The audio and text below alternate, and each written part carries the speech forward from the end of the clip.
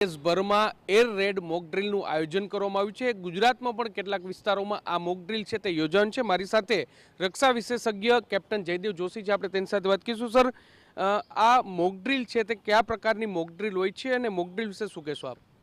સર્વપ્રથમ તો આપના માધ્યમથી અને TV9 ચેનલના માધ્યમથી હું એ કહેવા માગીશ કે આ જે મોક ડ્રીલ કે જે કંઈ પણ જેની આપણે હમણાં સમજૂતી લેશું એ થઈ રહી છે, તો તેનાથી આપણા નાગરિકોએ, આપણે સૌએ ગભરાવાની, ડરવાની કે ચિંતા કરવાની જરૂર નથી। આ જેમ સૈન્ય સરહદ ઉપર લડે છે અને દુશ્મનને પછાડે છે, એ જ રીતે અહીંયા આપણે ત્યાં રહેતા દુશ્મનના એટેકની ધારને મુઠ્ઠી કરવા માટે તૈયારીના ભાગરૂપે દરેક નાગરિકોનું પણ આ આતંકવાદ સામેની લડાઈનું યોગદાન તરીકે આપણે આને વાતને લેવી જોઈએ। આપે પૂછ્યું તેમ કે મોક ડ્રીલને આપણે કઈ રીતે સમજીએ, શું છે, તો એ કે ક્યારેય તંગદિલીના સમયમાં કે દુશ્મન દેશનો એટેક, ખાસ કરીને એરફોર્સનો એટેક થવાનો હોય એવી સ્થિતિમાં સાવચેતીપૂર્વક પગલાં જે લેવામાં આવે એ પગલાંઓના શ્રેણીબદ્ધ જે એક પછી એક ક્રમ પ્રમાણેની જે એક્ટિવિટી છે જે કરવાની છે તેનો વાસ્તવિક નિદર્શન કરવું, રિયલ સિચ્યુએશનમાં એની પ્રેક્ટિસ કરવી, તેને આપણે air red alert mock drill એવું કહી શકાય। સર, ગુજરાતમાં પણ કેટલાક વિસ્તારોમાં થવાની છે આ મોક ડ્રીલ થશે ત્યારે કઈ કઈ વસ્તુ જોવા મળશે, શું કહેશો તમે? લગભગ 244 જિલ્લાઓ છે આખા ભારતમાં કે જેમના ઉપર એવું માનવામાં આવ્યું છે કે એને નોટિફાઈ કરીએ આપણે જ્યાં આ પ્રકારની ડ્રીલની જરૂર છે।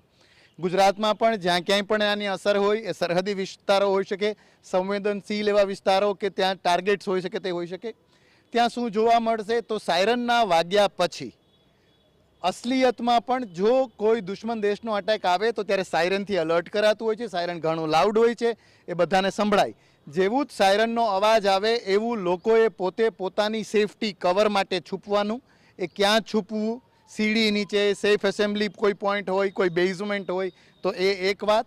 જો એ રાતનો સમય હોય તો જે બ્લેકઆઉટ જેને કહેવામાં આવે કે બધી લાઇટો બંધ કરી દેવી, અંધારપાટ કરવો। 1971ના સમયે જો કોઈ લોકો હોય તો એમને આનો અનુભવ છે।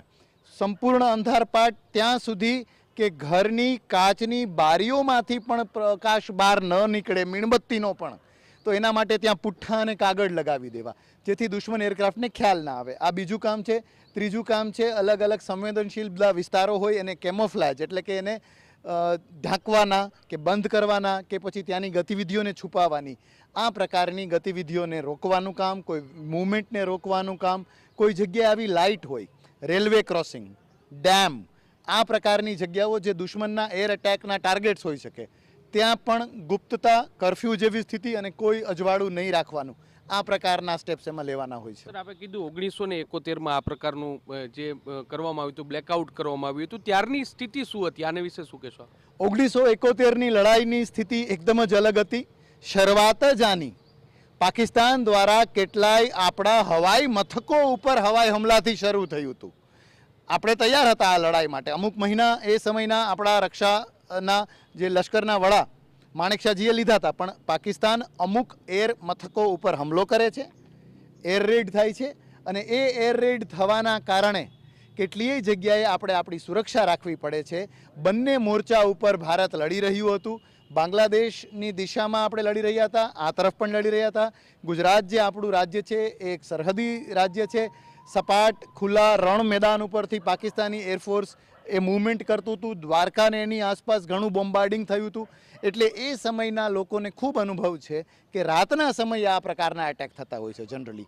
એ સમયે જે ફાઇટર પ્લેન્સ હતા એ લોકો પાસે નાઇટ ફ્લાઇંગ કેપેબિલિટી પણ ઓછી હતી।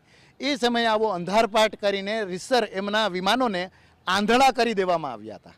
તો આવી રીતે આ વખતે પણ આવી અમુક સ્ટેપ્સ લેવાથી જો કદાચ પણ દુશ્મનનો એટેક થાય તો તેને કેવી રીતે શરૂઆતથી જ બુઠ્ઠો કરી દેવો એના માટેના આ સ્ટેપ્સ છે। સ્પષ્ટપણે એટલે જો હવાઈ હુમલો છે તે ભારત પર ક્યાંય કરવાની ગુસ્તાખી છે તે પાકિસ્તાન કરે તો તેને પહોંચી વળવા માટેનું આ એક સ્ટેપ્સ છે તે હોઈ શકે છે, ને તેને લઈને જ જે બ્લેકઆઉટ હોય કે પછી જે સલામત સ્થળે લોકોનું સ્થળાંતર કરવું, આ તમામ બાબતો છે તે આ મોક ડ્રીલમાં આવરી લેવામાં આવશે।